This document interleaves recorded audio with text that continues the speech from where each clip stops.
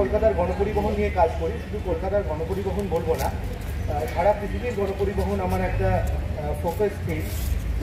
এই গণপরিবহন সংক্রান্ত সংগ্রহ এবং তার মুভমেন্টের সাথেও আমার একটা যোগাযোগ আছে। কলকাতার ট্রাম যাতে এখন ঠিকঠাকভাবে চলে, যাতে তার পুরনো বিষয়গুলো ফিরে আসে, তার জন্য আমরা নানা রকমভাবে স্ট্রিট কর্নার মিটিং থেকে শুরু করে অ্যাক্টিভলি আমরা সেগুলো করার চেষ্টা করছি।